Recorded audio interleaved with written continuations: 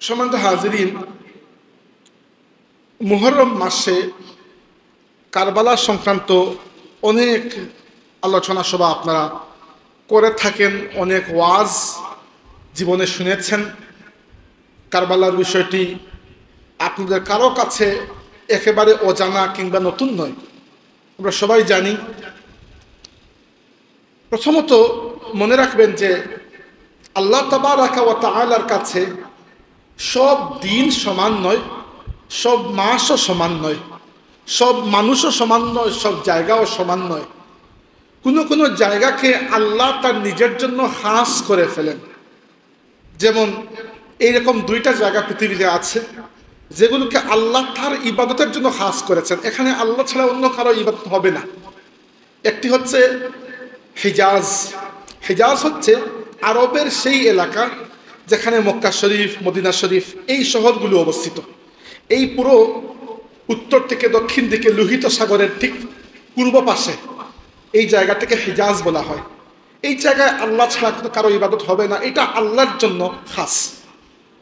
দুই নম্বর জায়গা হচ্ছে আল কুদস, যাকে আমরা বাংলায় বা ইংরেজিতে জেরুসালেম বলি, ফিলিস্তিনের জেরুসালেম, যেখানে মসজিদে আকসা অবস্থিত। এই জায়গাকে আল্লাহ তার নিজের জন্য খাস করেছেন। তো এভাবে দেখেন যে দুনিয়ার সব জায়গার মর্যাদা কিন্তু সমান নয়। দ্বিতীয়ত আমরা দেখি যে আল্লাহর নবী জাকারিয়া আলাইহিস সালাম যখন বাইতুল মাকদিসে যেতেন এবং তার ভাগ্নি হযরত মরিয়মের হুজরায় যেতেন খাবার দেওয়ার জন্য, গিয়ে দেখতেন সেখানে এমন সব রিজিক আল্লাহ রেখে দিয়েছেন, এমন সব ফলমূল যেগুলো মরিয়মের এই কামরায় প্রবেশ করার কোনো সম্ভাবনা নাই। কামরার একটাই চাবি, যে চাবি জাকারিয়ার কাছে। কিন্তু জাকারিয়া আলাইহিস সালাম গিয়ে দেখলেন তার ভাগ্নি, যিনি তার তত্ত্বাবধানে আছেন, সেই হযরত মরিয়মের ঘরে এমন সব খাবার দাবার। তিনি জিজ্ঞেস করলেন, ইয়া মারিয়ামু আন্না লাকি হাজা, মারিয়াম এগুলো তোমার কাছে কিভাবে এলো? ক্বালাত হুয়া মিন ইনদিল্লাহ, মারিয়াম বললেন এগুলো আল্লাহর পক্ষ থেকে এসেছে। ইন্নাল্লাহা ইয়ারযুকু মান ইয়াশাউ বিগাইরি হিসাব, আল্লাহ যাকে ইচ্ছা বেহিসাব রিজিক দান করেন। হুনালিকা দাআ জাকারিয়া রাব্বা, জাকারিয়া আলাইহিস সালাম ওই মরিয়মের হুজরায় দাঁড়িয়ে আল্লাহর কাছে দোয়া করা শুরু করে দিলেন। জাকারিয়া আলাইহিস সালাম বুঝতে পারলেন যে মরিয়মের ওসিলায় এই জায়গাকেও আল্লাহ কবুল করে নিয়েছেন। এভাবে আমরা বিদায় হজের খুতবায় আল্লাহর নবী সাল্লাল্লাহু আলাইহি ওয়াসাল্লাম বলেছেন সাহাবীদেরকে যে বলতো সপ্তাহ কয় দিনে? সাহাবীরা সবাই জানেন সপ্তাহ 7 দিনে, কিন্তু সাহাবীদের অভ্যাস ছিল আল্লাহর রাসূল কিছু জিজ্ঞেস করলে জবাব না দেওয়া, কারণ তারা চাইতেন নবী যদি নিজের জবাব দিয়ে দেন তাহলে আমাদের শিক্ষা হয়ে গেল। তো সাহাবীরা চুপ করে আছেন, বলেছেন যে আল্লাহ এবং রাসূল ভালো জানেন। রাসূলুল্লাহ সাল্লাল্লাহু আলাইহি ওয়াসাল্লাম বললেন যে সপ্তাহ 7 দিনে, এবং সৃষ্টির শুরু থেকে আল্লাহ রাব্বুল আলামিন সপ্তাহকে 7 দিনে হিসাব গণনা করেছেন। বছর কয় মাসে? সাহাবীরা কিছু বলেন নাই। তবে সবাই জানেন যে বছর 12 মাসেই হয়। দুনিয়ার সব ক্যালেন্ডারে বছর 12 মাসেই হয়, যে নামে আপনি ডাকুন না কেন। সাহাবীরা বলেন নাই, রাসূলুল্লাহ সাল্লাল্লাহু আলাইহি ওয়াসাল্লাম বলেছেন বছর 12 মাসে। এই বছর 12 মাসে বলার পরে আল্লাহর নবী সাল্লাল্লাহু আলাইহি ওয়াসাল্লাম বলেছেন এই 12 মাসের মধ্যে 4টা মাসকে আল্লাহ খাস করেছেন, অধিক মর্যাদা দিয়েছেন। এর মধ্যে 3টা মাস হাদিস এসেছে, 3টা মাস একসাথে মিলিত আর একটা আলাদা। একসাথে মিলিত 3টা মাস হচ্ছে জিলকদ, জিলহজ, মুহররম। এই 3টা মাস একসাথে আসে। জিলকদ এবং জিলহজ বছরের শেষ 2টা মাস, মুহররম বছরের প্রথম মাস। তাইলে এই 3টা মানে একটার পরে একটা আসে, আর মধ্যখানে আরেকটা মাস আছে যেটাকে রজব বলা হয়। এই 4 মাসকে বলা হয় আশহুরুল হুরুম, হারাম মাস। ওই যে মক্কা শরীফকে আপনারা হারাম শরীফ বলেন না? হারাম শরীফ কি জন্য বলেন? হারাম বলা হয় এমন জায়গা যেটাকে আল্লাহ খাস করে নিয়েছেন, যে জায়গায় দুনিয়ার অন্যান্য কোনো কাজও আপনি করতে পারবেন না। এখানে শুধু খালিস আল্লাহর জন্য কাজ করতে হবে। অর্থাৎ আমি আপনার সাথে প্রয়োজন মতো বাইরে যদি বসে ঝগড়াঝাটি করি, মক্কা শরীফের হারাম শরীফের ভিতরে গিয়ে আমি আপনার সাথে ঝগড়াঝাটিও করতে পারবো না। আমি যদি প্রয়োজন মতো এখানে শিকার করে খাই, হারাম শরীফের ভেতরে গিয়ে আমি স্বীকার করতে পারবো না, ওইখানে আমি অন্য অনেক হালাল কাজ করতে পারবো না যেটা বাইরে করতে পারবো। তার মানে বোঝা গেল সব মাস সামান্য 4টা মাস আল্লাহর কাছে খাস। এই খাস মাসের মধ্যে একটা হচ্ছে মুহররম।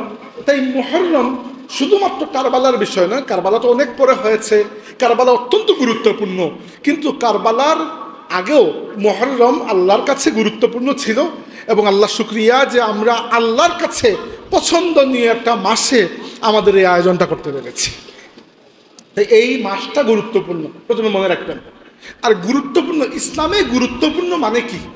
ইসলামে যখন কোনো কিছুর গুরুত্ব বৃদ্ধি পায়, এর অর্থটা কি আসলে? ধরেন বছরের প্রত্যেকটা রাত কিন্তু আমরা একরকম ইবাদত বন্দিগি করি না। অনেক মানুষ আছে আল্লাহর নেক বান্দা, প্রত্যেক দিন তাহাজ্জুদ পড়ে, কিন্তু আমার মতো গুনাহগার যারা, আমরা শবে কদর বা শবে বরাত এই রাতগুলোকে অধিক গুরুত্ব দেই। শবে বরাত বা শবে কদরের গুরুত্ব আছে আমাদের কাছে। মানে কি? মানে হচ্ছে এই রাতে আমরা বেশি করে ইবাদত বন্দেগী করি। এটাই ইসলামের গুরুত্ব, মানে হচ্ছে আল্লাহর ইবাদত অধিক হারে করা। ইসলামের মূল উৎসব হচ্ছে 2 দিন, ঈদ উল ফিতর, ঈদ উল আযহা। এই 2 দিনেই দেখেন আল্লাহ নির্দিষ্ট নামাজ দিয়েছেন। তাই মুহররম মাসের গুরুত্ব মানে হচ্ছে মুহররম মাসে আল্লাহর অধিক ইবাদত করা। এবার আসেন মুহররমের মধ্যে কিছু গুরুত্বপূর্ণ ঘটনা। আল্লাহ রাব্বুল আলামিন যখন কোনো কিছুকে খাস করেন, কোনো একটা নির্দিষ্ট কারণে আল্লাহ এটাকে খাস করে ফেলেন। মুহররমের গুরুত্ব হচ্ছে যে নবী নূহ আলাইহিস সালাম যখন তার নৌকা নিয়ে পৃথিবীর মহাপ্লাবনের মধ্যে ঘুরছিলেন, এবং যখন আল্লাহ রাব্বুল আলামিন তাকে নির্দেশ দিয়েছেন যে নূহ, তোমার নৌকাটি একটা পাহাড়ের মধ্যে লাগবে, জুদি পাহাড়। আল্লাহ বলছেন, ইয়া নূহ হুবিত বিসালামিন মিন্না ওয়া বারাকাতিন আলাইক। নূহ, তোমার প্রতি আল্লাহর পক্ষ থেকে শান্তি বর্ষিত হোক, এখন আর ভয়ের কিছু নাই, বন্যা চলে গেছে, এখন নেমে যা। যে সময়টাতে নূহ আলাইহিস সালাম নেমেছিলেন ওইটা ছিল মুহররমের 10 তারিখ, আশুরার দিন। আচ্ছা, আশুরা শব্দের অর্থ কি? আশুরা শব্দের অর্থ হচ্ছে 10। ওইটা আশারা থেকে এসেছে, আশারাত মানে 10 না আরবিতে। এই জন্য এই মুহররমের 10 তারিখকে আশুরা বলা হয়, আশুরা। আচ্ছা, এরপরে নবী মুসা আলাইহিস সালামকে ফেরাউনের বাহিনী তাড়া করছিল। মুসা আলাইহিস সালামের সাথে 6 লক্ষ মানুষ, তার 6 লক্ষ উম্মত বনি ইসরাইল, আর পেছনে আসছে ফেরাউনের বিশাল বাহিনী। সাগরের কিনারে আসার পরে মুসা আলাইহিস সালামের উম্মতটাকে বলল যে, মুসা, তুমি তো আমাদেরকে ডাবল মুসিবতের মধ্যে ফেলে দিয়েছ। আগে ছিল এক মুসিবত, খালি ফেরাউন, এখন পেছনে ফেরাউন, সামনে সমুদ্র। মুসা আলাইহিস সালাম বললেন যে, আমার আল্লাহ নিশ্চয়ই আমাকে একটা পথ খুলে দেবেন। আল্লাহর পক্ষ থেকে ওহী আসলো, হে মুসা, ফাদরিব বিআসাকাল হাজার বাহর, মুসা তোমার হাতের লাঠি দিয়ে সাগরের মধ্যে বাড়ি দাও। মুসা আলাইহিস সালাম সাগরের মধ্যে বাড়ি দিলেন, এবং আশ্চর্য একটা ঘটনা ঘটল। ঘটনা হচ্ছে যে বৈজ্ঞানিকভাবে পানি কখনো তার সারফেস ভাঙে না। পানির মধ্যে যদি আপনি গুতা মারেন কিছুই হবে না, পানি তার সারফেস আবার জায়গায় চলে আসবে। কিন্তু আল্লাহর কুদরত, মুসা আলাইহিস সালামের মুআজিজা। কি মুআজিজা? যে পানি 2 দিকে সরে গেল, মধ্যখানে রাস্তা হয়ে গেল, এবং মুসা আলাইহিস সালাম তার এই মুআজিজা প্রদর্শন করে তার 6 লক্ষ উম্মতকে নিয়ে পার হয়ে গেলেন। পেছন দিকে ফেরাউনের বাহিনী, ফেরাউন খুব ভালো করে জানত যে এটা মুসার মুআজিজা, আমি এটা পার হতে পারবো না। তার ভেতরে যে অহংকার, এই অহংকার তাকে থামতে দেয় নাই। সে মুসা আলাইহিস সালামের পিছু নিয়েছে, এবং এর পরবর্তীতে আল্লাহর আদেশে সাগরের পানি আবার তার জায়গা মতো চলে এসেছে, ফেরাউনের বাহিনী ডুবে মারা গেছে। ওই ঘটনা যেদিন হয়েছিল সেটা ছিল মুহররমের 10 তারিখ, আশুরা। এই 2টা জিনিসের রেফারেন্স আমি অনেক শক্তভাবে পেয়েছি। এছাড়াও আরও কিছু ঘটনার ব্যাপারে বলা হয়, যেগুলো হয়তো এতটুকু শক্ত নয়, কিন্তু বলা যায়। যেমন বলা হয়, আমি উলামায়ে কেরামের লেখার মধ্যে পড়েছি যে আদম আলাইহিস সালাম দুনিয়াতে আসার পরে আল্লাহ রাব্বুল আলামিনের কাছে যখন তাওবা করেছিলেন, আদম এবং তার স্ত্রী আমাদের মা হাওয়া আলাইহিস সালাম তাওবা করেছিলেন আরাফায়, এবং আল্লাহ রাব্বুল আলামিনের কাছে তারা কায়মন বাক্যে বলেছিলেন, রব্বানা যালামনা আনফুসানা ওয়া ইল্লাম তাগফির লানা ওয়া তারহামনা লানাকুনান্না মিনাল খাসিরিন। এটা কিন্তু আমাদের বাবা আদমের তাওবা। আল্লাহ রাব্বুল আলামিন ফাতাকাব্বালাহা রাব্বুহা বিকবুলিন হাসানিন, আল্লাহ রাব্বুল আলামিন তাদের তাওবাকে উত্তমভাবে কবুল করে নিলেন। যেদিন আদম আলাইহিস সালামের তাওবা কবুল হয়েছিল, বলা হয় সেই দিনটিও ছিল আশুরা, অর্থাৎ 10ই মুহররম। তবে নূহ আলাইহিস সালামের ঘটনা এবং মুসা আলাইহিস সালামের ঘটনার ব্যাপারে শক্ত রেফারেন্স পাওয়া যায়। আদম আলাইহিস সালামের ব্যাপারেও উলামায়ে কেরাম বলেন, এজন্য আমি বলে দিলাম। তাইলে বোঝা গেল যে মুহররমের 10 তারিখ শুধুমাত্র কারবালার বিষয়টা নয়, বরং এর আগেও অনেক গুরুত্বপূর্ণ বিষয় ঘটেছে। এবার আসুন আমাদের জন্য গুরুত্বপূর্ণ বিষয় যেটা কারবালা। আসলেই দেখেন, কারবালার সম্পর্কে কথা বলার আগে আপনারা বেশিরভাগই আমার কথা বুঝতে পারতেছেন না? আমি খুব কঠিন করে বলছি না, বলবো না। শুধু আপনাদেরকে একটা বিষয় সম্পর্কে আপনাদের দৃষ্টি আনতে চাই, যে কারবালার বিষয়টি বা মুহররমের বিষয়টি আমি কি জন্য গুরুত্ব দিয়ে বলতে চাই বা বলতে চাচ্ছি। সেটা হচ্ছে যে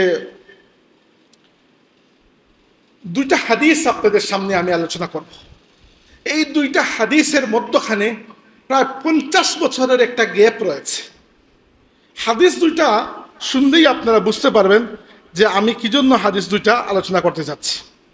আমার নিজের লেখার মধ্যে আছে, কিন্তু আমি লেখা মাঝে মধ্যে হারাইয়ে ফেলি। এই জন্য আমার অভ্যাস হচ্ছে আমি দেখে দেখে কথা বলি, যেন ভুল কথা না বলি। আচ্ছা, হাদিস হচ্ছে 10ম হিজরিতে, ভালো করে শুনেন ঘটনা। রাসূলুল্লাহ সাল্লাল্লাহু আলাইহি সাল্লাম বিদায় হজ করতে গিয়েছেন। এটি আল্লাহর নবীর জীবনের একমাত্র হজ, অর্থাৎ ইসলামের দাওয়াত শুরু করার পরে একমাত্র হজ। যদিও এটাকে বিদায় হজ বলা হয়, কিন্তু তিনি এর আগে আর কখনো হজ করেন নাই। হজ ফরজ হয়েছিল 9ম হিজরিতে। 9ম হিজরিতে রাসূলুল্লাহ সাল্লাল্লাহু আলাইহি সাল্লাম হজ করেননি। আবু বকর রাদিয়াল্লাহু আনহুর ইমামতিতে মুসলমানদেরকে তিনি হজে পাঠিয়ে দিয়েছেন। রাসূলুল্লাহ সাল্লাল্লাহু আলাইহি সাল্লাম 10ম হিজরিতে হজ করেছেন জিলহজ মাসে, আর 11 হিজরির রবিউল আউয়াল মাসে তিনি ইন্তেকাল করেছেন।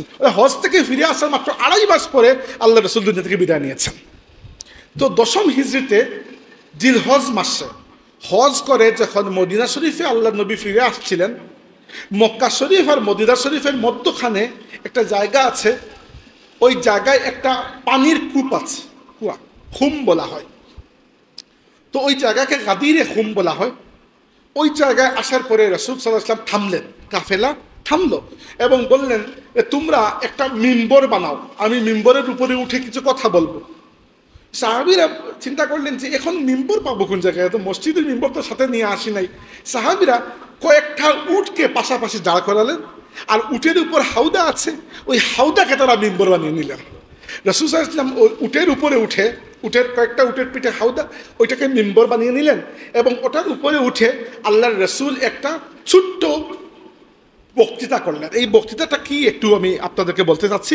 ওই বক্তৃতা সহিহ মুসলিম শরীফ কিতাবের মধ্যে আছে, সহিহ হাদিস।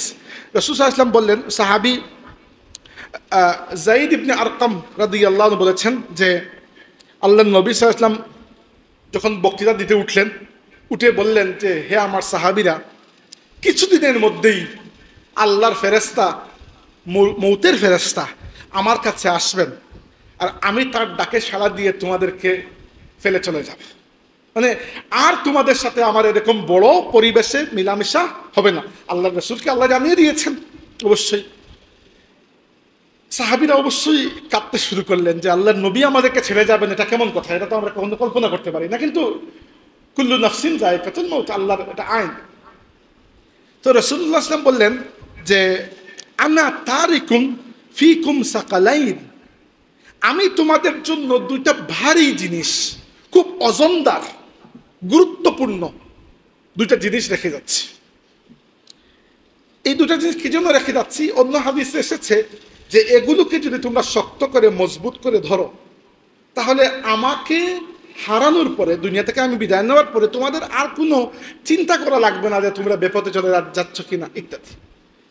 একই ধরনের একটা বক্তব্য আল্লাহর নবী দিয়েছেন বিদায় হজের সময় আরাফার ময়দানে। তখনও বলেছেন যে আমি তোমাদের জন্য দুইটা বিষয় রেখে যাচ্ছি, একটা হচ্ছে আল্লাহর কিতাব কোরআন, আর এটা হচ্ছে আল্লাহর রসুলের সুন্নত। কিন্তু এই জায়গায় গাদিরে খুম নামক জায়গায় রাসূলুল্লাহ সাল্লাল্লাহু আলাইহি ওয়াসাল্লাম বলেছেন, আনা তারিকুম ফিকুম সাকালাইন, তোমাদের জন্য দুটা ভারী জিনিস রেখে যাচ্ছি। আউয়ালুহুমা কিতাবুল্লাহ, প্রথম ভারী জিনিস হচ্ছে আল্লাহর কিতাব কোরআন। দেখেন আল্লাহ রাসূল কোরআন শরীফকে কতটুকু গুরুত্ব দিয়েছেন। অর্থাৎ আমি একটা কথা বলি, এটা কোনো কিতাবের কথা না, আমার মুখের কথা। সেটা হচ্ছে যে আল্লাহর রাসূল তার নিজের পরে কোরআন শরীফকে তার উম্মতের জন্য খলিফা রেখে যাচ্ছেন, যে আমার পরে কোরআন শরীফ তোমাদের নেতৃত্ব দেবে। হ্যাঁ, উম্মতের নেতৃত্বে দিয়েছেন সাহাবা কেরাম, ঠিক আছে, কিন্তু সাহাবা কেরাম তো আর কিয়ামত পর্যন্ত জিন্দা থাকবেন না, দুনিয়াতে আসলে বিদায় নিতে হয়। আল্লাহর রসুলের সর্বশেষ যে সাহাবি দুনিয়া থেকে বিদায় নিয়েছেন তার নাম ছিল আবু তুফাইল আমির ইবনে ওয়াসিলা রাদিয়াল্লাহু। আল্লাহর রসুল সাল্লাল্লাহু আলাইহি ওয়াসাল্লামের ইন্তেকালের 100 বছর, অর্থাৎ 99 বছর পরে 100 নম্বর বছরে ওই সাহাবি ইন্তেকাল করেছেন। ওনার নাম ছিল আবু তুফাইল আমির ইবনে ওয়াসিলা রাদিয়াল্লাহু। তিনি শেষ সাহাবি যিনি ইন্তেকাল করেছেন, এরপরে দুনিয়াতে আর কোনো সাহাবি ছিলেন না। অর্থাৎ আল্লাহর রসুলের 100 বছর পরে শেষ সাহাবি ইন্তেকাল করেছেন, 101 নম্বর বছরে আপনি আর কোনো সাহাবি খুঁজে পাবেন না। কিন্তু এই উম্মত তো কিয়ামত পর্যন্ত থাকবে, তো উম্মতের জন্য তো নবীর পক্ষ থেকে কাউকে না কাউকে গাইডলাইন দিতে হবে। আল্লাহর রাসূল সাল্লাল্লাহু আলাইহি ওয়াসাল্লাম ওই জায়গায় কোরআন শরীফকে রেখে গেছেন, কারণ কোরআন শরীফ কিয়ামত পর্যন্ত থাকবে, এর হেফাজতের জিম্মা আল্লাহ রাব্বুল আলামিনের কাছে। তো প্রথমে বলেছেন আউয়ালুহুমা কিতাবুল্লাহ, প্রথমটা হচ্ছে আল্লাহর কিতাব কোরআন। ফিহিল হুদা ওয়ান নূর, আল্লাহ নবী বলেছে এই কোরআনের মধ্যে হিদায়াত রয়েছে, এই কোরআনের মধ্যে নূর রয়েছে। এরপরে বলেছেন ফাখুযু বিকিতাবিল্লাহি ওয়াস্তামসিকু বিহি, তোমরা আল্লাহর কিতাবকে আঁকড়ে ধরো এবং আল্লাহর কিতাবকে শক্তভাবে অনুসরণ করো, আঁকড়ে ধরো, অনুসরণ করো। এরপরে আল্লাহ নবী আরো কিছু কথা বলেছেন। এরপরে বলেছেন সুম্মা ক্বালা, এরপরে বলেছেন 2 নম্বরটা হচ্ছে ও আহলু বাইতি, 2 নম্বর যে ভারী জিনিস তোমাদের জন্য আমি রেখে যাচ্ছি সেটা হচ্ছে আমার আহলুল বাইত। আহলুল বাইত মানে কি? বাইতুন মানে হচ্ছে ঘর, আহলুন মানে হচ্ছে পরিবার। অর্থাৎ ঘরে যারা আমাদের বসবাস করে এদেরকে পরিবার বলা হয়। আল্লাহর রাসূল বলছেন আমি আমার পরিবারকে তোমাদের জন্য রেখে যাচ্ছি। পরিবার কারা? আল্লাহ নবী সাল্লাল্লাহু আলাইহি ওয়াসাল্লামের পরিবার হচ্ছেন কমপক্ষে 3 ভাগে বিভক্ত, 3 ভাগে বিভক্ত বলছি না, 3টা শ্রেণী আর কি।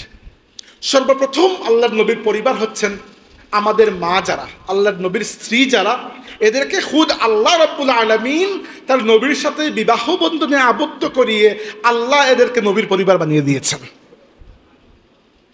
আমাদের মায়েদের মধ্যে সর্বপ্রথম ছিলেন খাদিজা রাদিয়াল্লাহু আনহা। এছাড়াও আমাদের আরও অনেক মা, আল্লাহর রাসূল সাল্লাল্লাহু আলাইহি ওয়াসাল্লাম প্রায় 11টি শাদী মুবারক করেছেন, তাই আমাদের 11 জন মা, এই ব্যাপারে আমরা নিশ্চিত। কেউ কেউ বলেছেন না 12টি, আচ্ছা ঠিক আছে, তো পেসের মধ্যে পড়তে চাচ্ছি না, মানে বুঝাতে চাচ্ছি আল্লাহর নবীর ঘরের সদস্য বলতে সর্বপ্রথম কারা? আমাদের মা যারা, মুমিনের মা, আল্লাহর রাসূলের স্ত্রী যারা, তারা। 2 নম্বরে আল্লাহর নবী সাল্লাল্লাহু আলাইহি ওয়াসাল্লামের পরিবার কারা? 2 নম্বরে পরিবার হচ্ছে এমন কিছু মানুষ যাদেরকে আল্লাহর নবী নিজে তার পরিবার বানিয়ে নিয়েছেন। এরা 4 জন। হাদিসে এসেছে একদিন রাসূলুল্লাহ সাল্লাল্লাহু আলাইহি ওয়াসাল্লাম একটা কালো চাদর পরে বসে আছেন। এই কালো চাদরের মধ্যে অনেক সুন্দর ডিজাইন করা, এমব্রয়ডারি করা। আয়েশা সিদ্দিকা রাদিয়াল্লাহু আনহা বলেছেন আমি দেখলাম আল্লাহর নবীর মেয়ে ফাতিমা রাদিয়াল্লাহু আনহা আল্লাহর রাসূলের কাছে আসলেন। রাসূলুল্লাহ সাল্লাল্লাহু আলাইহি ওয়াসাল্লাম ফাতিমা রাদিয়াল্লাহু আনহাকে ওই চাদরের মধ্যে ঢুকিয়ে নিলেন। এরপরে আসলেন ফাতিমা রাদিয়াল্লাহু আনহার স্বামী আলী রাদিয়াল্লাহু আনহু, রাসূলুল্লাহ সাল্লাল্লাহু আলাইহি ওয়াসাল্লাম আলী রাদিয়াল্লাহু আনহুকেও এই চাদরের মধ্যে ঢুকিয়ে নিলেন। এরপরে আসলেন তাদের 2 জন সন্তান হাসান এবং হুসাইন রাদিয়াল্লাহু আনহুমা, রাসূলুল্লাহ সাল্লাল্লাহু আলাইহি ওয়াসাল্লাম তাদেরকেও এই চাদরের মধ্যে ঢুকিয়ে নিলেন। আল্লাহর নবী সাল্লাল্লাহু আলাইহি ওয়াসাল্লাম আগেই ছিলেন, এখন আরো যুক্ত হলেন 4 জন। এই যুক্ত হওয়ার পরে আল্লাহর রাসূল আল্লাহর কাছে দোয়া করলেন আল্লাহুম্মা হাউলাই আহলি বাইতি, আল্লাহ এরা আমার পরিবার। তাহলে এরা হচ্ছে পরিবারের 2 নম্বর ভাগ। 3 নম্বর ভাগ হচ্ছেন আল্লাহর নবী সাল্লাল্লাহু আলাইহি ওয়াসাল্লামের চাচাতো ভাই, এই যারা, মানে আল্লাহর নবী সাল্লাল্লাহু আলাইহি ওয়াসাল্লামের চাচা ছিলেন প্রায় 12 জন, মানে তারা বাবা সহ 12 জন, আব্দুল মুত্তালিবের 12 জন পুত্র ছিলেন। এর মধ্যে ইসলাম কবুল করেছেন মাত্র 2 জন।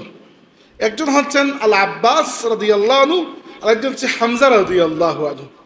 বাকি কেউ ইসলাম কবুল করেন নাই, বেশিরভাগ ইসলাম পান নাই, ইসলাম আসার আগেই দুনিয়া থেকে বিদায় নিয়েছেন। যেমন আল্লাহ রাসূল সাল্লাল্লাহু আলাইহি ওয়াসাল্লামের বাবা হযরত আব্দুল্লাহ, তিনি ইসলাম আসার আগেই ইন্তেকাল করেছেন, তো তার হিসাব এখানে নয়, তিনি অন্য হিসাব। কিন্তু ইসলাম পেয়েছেন তবুও কবুল করেন নাই, এরকম আছেন দুইজন। একজন হচ্ছেন আবু তালিব, আরেকজন হচ্ছেন আবু লাহাব। কিন্তু এই দুইজনের মধ্যে রাত দিন নয়, বরং আসমান জমিনের পার্থক্য। আবু তালিব যদিও সরাসরি লা ইলাহা ইল্লাল্লাহু মুহাম্মাদুর রাসূলুল্লাহ পড়েন নাই, কিন্তু তিনি ইসলাম এবং আল্লাহর রাসূলের এমন খেদমত আঞ্জাম দিয়েছেন যে রাসূলুল্লাহ সাল্লাল্লাহু আলাইহি ওয়াসাল্লাম এবং পুরো উম্মত তার কাছে ঋণী, পুরো উম্মত তার কাছে ঋণী।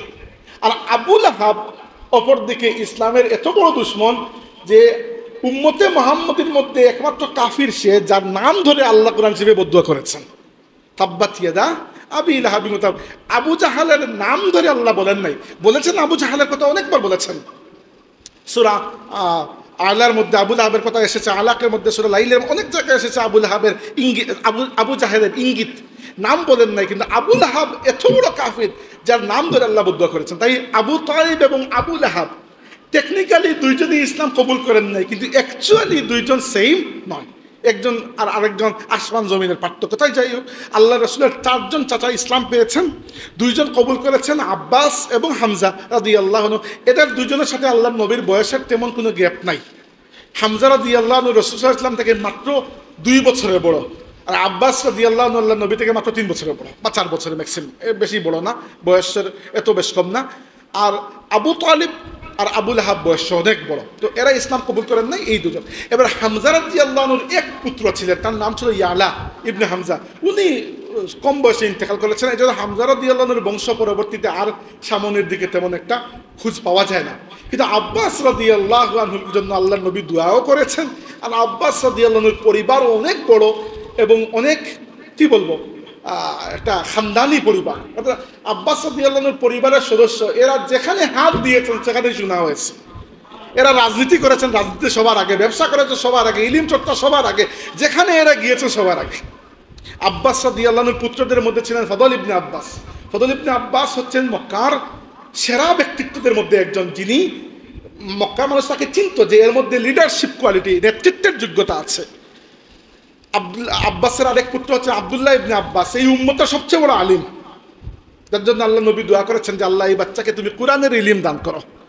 আব্বাসের আরেকজন পুত্র হচ্ছেন উবাইদুল্লাহ ইবনে আব্বাস, মক্কার সবচেয়ে বড় ধনী ব্যক্তি, প্রত্যেক দিন 2টা করে উট কুরবানি দিয়ে মানুষকে খাওয়াতেন, এইরকম টাকা ছিল তার, যে ব্যবসায় হাত দিয়েছে সেখানে কোটিপতি। আরেকজন পুত্র ছিলেন কুসাম ইবনে আব্বাস।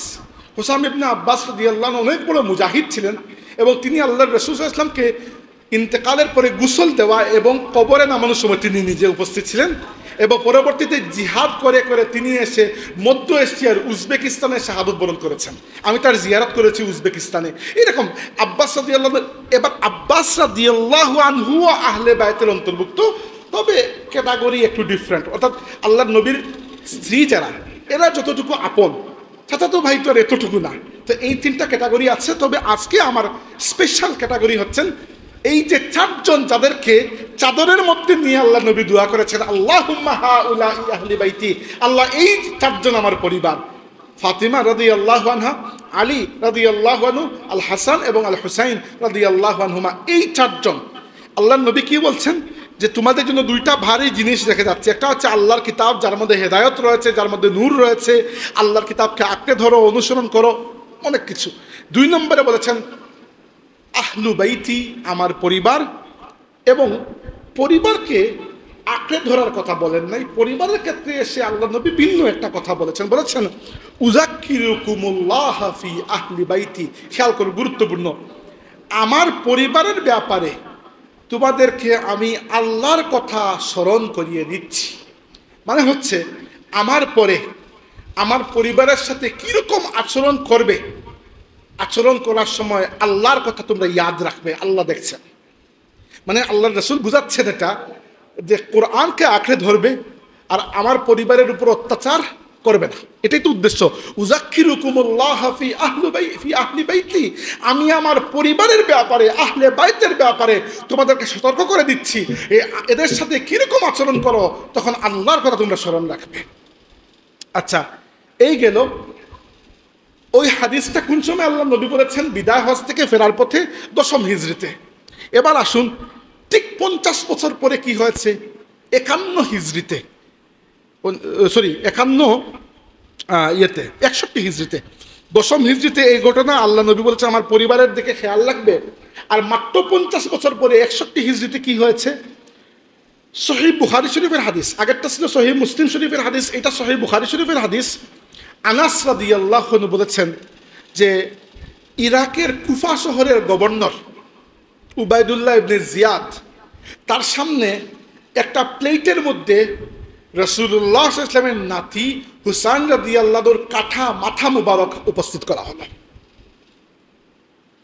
উতিয়া উবাইদুল্লাহ ইবনে জিয়াদ বিরাসিল হুসাইন আলাইহিস সালাম, তিনি বলছেন হুসাইন আলাইহিস সালামের কাটা মাথা উবাইদুল্লাহ ইবনে জিয়াদের সামনে উপস্থিত করা হলো। উবাইদুল্লাহ ইবনে জিয়াদ ছিল ইয়াজিদের কি বলবো ডান হাত। আছে না কিছু বড় বড় পলিটিশিয়ানদের ছেলা চামুন্ডা থাকে না, এই ইয়াজিদের 1 নম্বর শক্তি ছিল উবাইদুল্লাহ ইবনে জিয়াদ।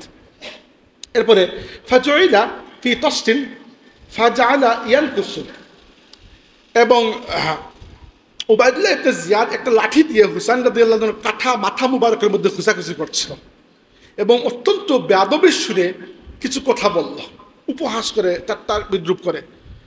আনাস রাদিয়াল্লাহু আনহু যখন এই হাদিস বয়ান করছেন, তখন আনাস রাদিয়াল্লাহু আনহুর বয়স প্রায় 90 উপরে। তিনি বৃদ্ধ হয়ে সোজা হয়ে হাঁটতে পারেন না, লাঠি ভর দিয়ে এরকম একটু কুচু হয়ে হাঁটেন। কিন্তু যেই মাত্র তিনি দেখলেন যে উবাইদুল্লাহ ইবনে জিয়াদ হুসাইন রাদিয়াল্লাহু আনহুর মাথা মুবারকের সাথে বেয়াদবি করছে, এই বৃদ্ধ ব্যক্তি তিনি আর কুচু হয়ে থাকতে পারলেন না। তিনি রাগে, প্রচণ্ড রাগে সোজা হয়ে দাঁড়ালেন এবং ধমক দিয়ে বললেন, যদিও ধমক দিয়ে বলা তখন সম্ভব নয়, কারণ এরা এত জালিম, ইয়াজিদের পুরো এস্টাবলিশমেন্ট, যে এদের বিরুদ্ধে কোনো কিছু বললে এরা আল্লাহর নবীর নাতিকে হত্যা করতে পেরেছে, আপনি তো কিছুই না। তো তিনি এরপরেও বললেন যে ফাকালা আনাস কানা আশবাহুম বিরাসূলিল্লাহি সাল্লাল্লাহু আলাইহি ওয়া জিয়াদ, যার মাথা মুবারকে তুই খুঁচাখুচি করছিস, যার কাঠা মাথা নিয়ে তুই ঠাট্টা বিদ্রুপ করছিস, তুই জেনে রাখ এই চেহারা মুবারক আল্লাহর রসুলের চেহারা মুবারকের মতো। অর্থাৎ হুসাইনের চেহারার সাথে সবচেয়ে বেশি যদি কারো চেহারার মিল থেকে থাকে, তাহলে তোমার আমার নয়, হুসাইনের নানা মুহাম্মদুর রাসূলুল্লাহ সাল্লাল্লাহু আলাইহি ওয়াসাল্লামের চেহারা মুবারকের মিল ছিল হুসাইনের চেহারার সাথে।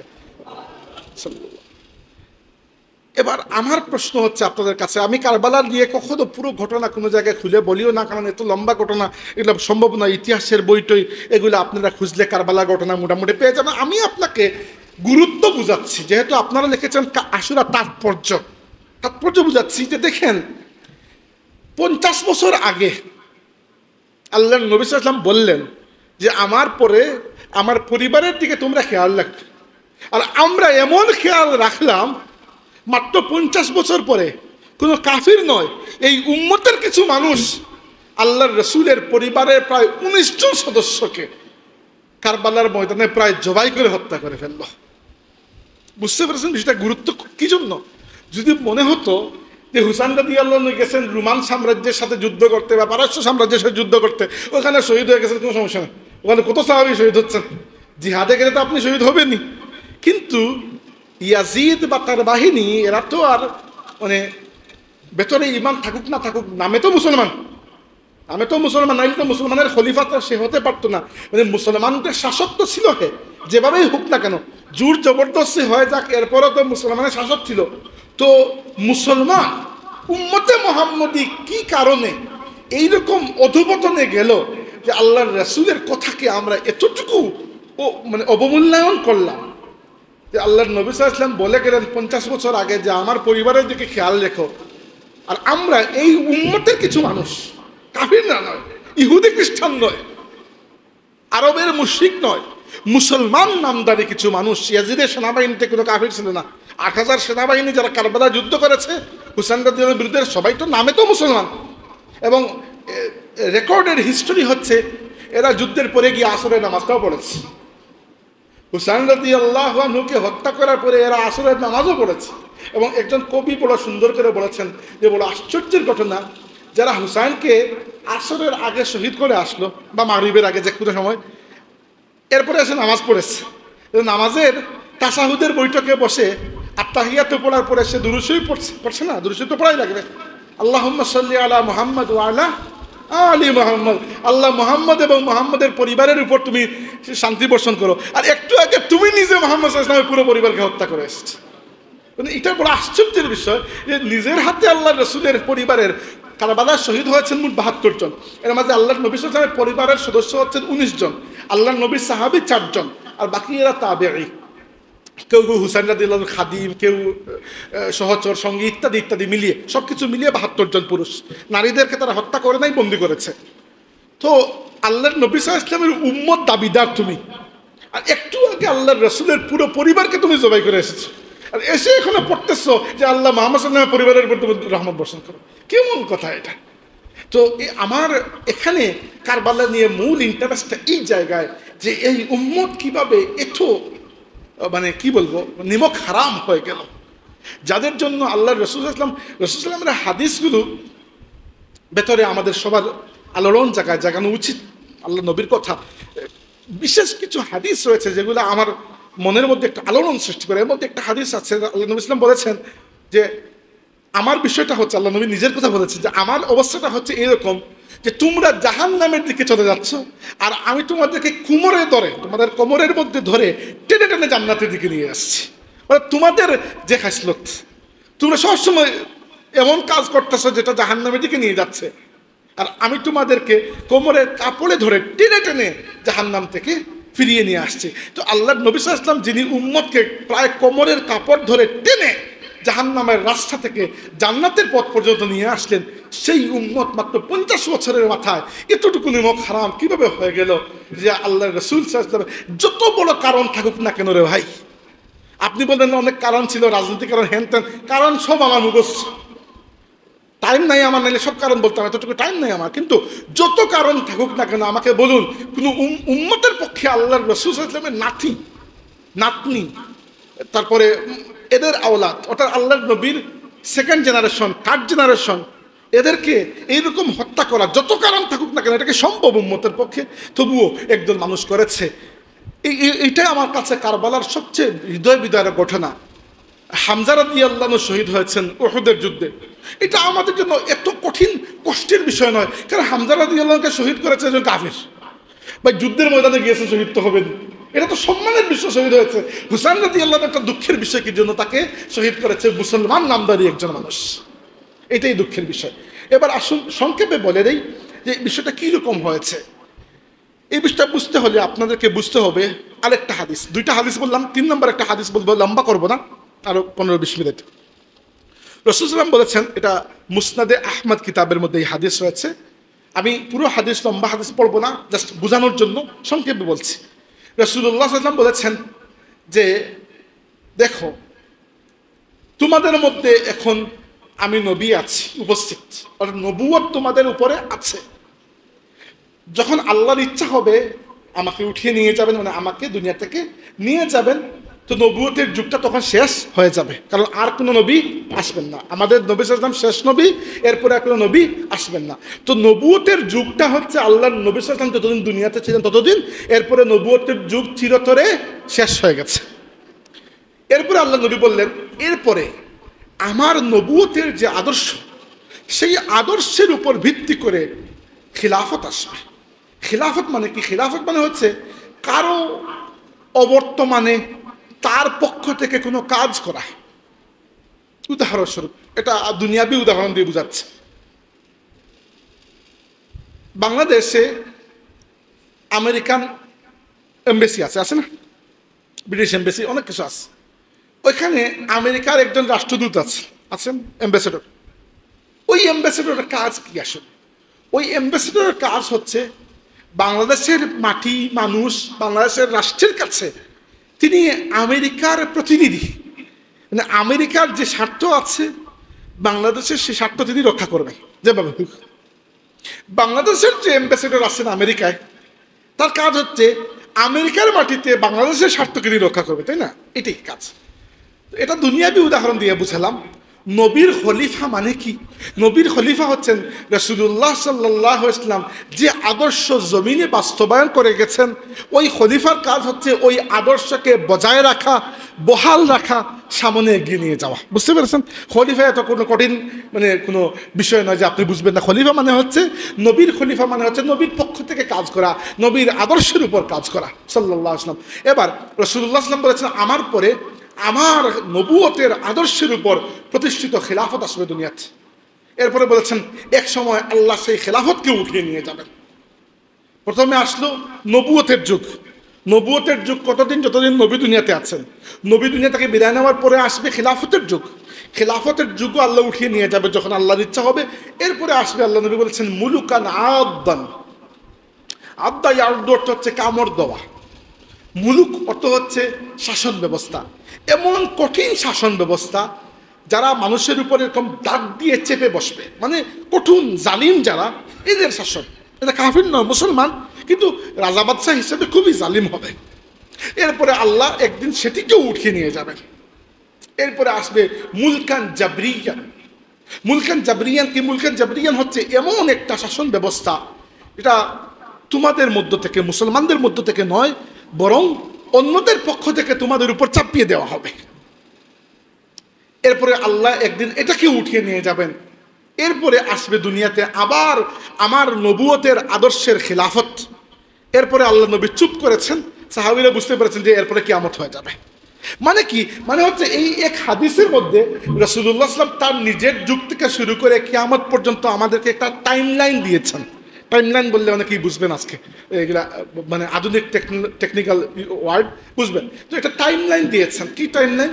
5টা টাইমলাইন বলেছেন। দেখো, প্রথমে নবুয়ত, এরপরে খিলাফত, এরপরে একটা জালিম শাসন, এরপরে এর থেকেও বড় জালিম শাসন, যে জালিম শাসন তোমাদের উপর জবরদস্তি চাপিয়ে দেওয়া হবে, আর 5 নম্বরে আবার খিলাফত। তো উলামায়ে কিরাম হিসাব করেছেন যে আল্লাহর রাসূল সাল্লাল্লাহু আলাইহি ওয়াসাল্লাম ইন্তেকাল করেছেন 11 হিজরিতে। তাহলে নবুয়তের যুগ 11 হিজরি পর্যন্ত শেষ। এরপরে কিয়ামত পর্যন্ত আর কোনো নবী আসবেন না।